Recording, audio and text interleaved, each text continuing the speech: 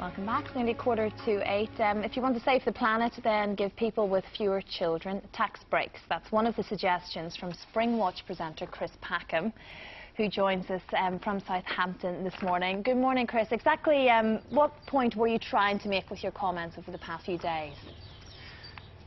Well, Christine, I'm motivated to look after other animal species and plants around the planet, and to do that successfully, facing the future that we have, we need to think about regulating human population.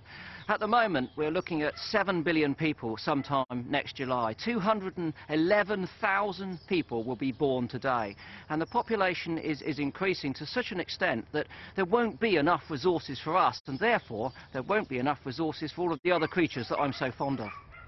So are you supporting something similar that the Chinese have adopted? Is that the way forward as far as you're concerned?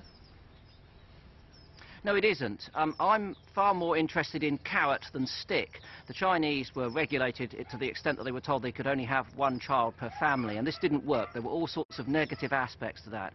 I would prefer that we critically learned to understand human population in different parts of the world, indeed in different parts of our own countries, so that we could there implicate measures where we could regulate the population to bring it down to a sustainable level. So this would mean doing different things in different parts of the world. Now, at the moment, population growth is slowing in the UK, and in some parts of Western Europe it's even dropped below growth, so it's declining. The problem is that in many developing countries it's ever rapidly increasing, and whilst at the moment they're not using as many of the resources as we do, we know that in the future China and India, where 40% of the world's people live, will have an even greater demand upon these, and there simply isn't enough to go round. Our planet isn't that big.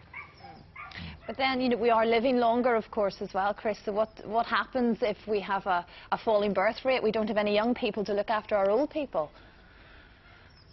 You're exactly right, Christine, and this is why we need to understand how population is changing in different parts of the world, because obviously with people living older we need a working population to support them and make sure that they live long and healthy lives. But I believe that as we've learned to understand these sorts of things in other animal populations, we can apply it to ourselves. And I really must say here, because I don't want any ambiguity, this has got nothing to do with which country you live in, colour, creed or culture. I'm speaking from purely a biological point of view. For me, human beings are organisms, and like every other organism, there's a limit to how many you can have of them before things start to go wrong. And I think we need to understand that number and work towards reducing it if necessary in various places so that we have a sustainable planet. Otherwise, I see very severe problems on the horizon, far more severe than, say, climate change and anything else.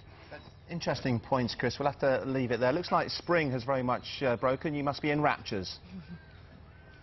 I am. Well, the weather forecast here from southern Hampshire is clear and sunny with lots of bird song. Oh. Thank you very much, Chris. Thanks for joining us. Thank you. The headline.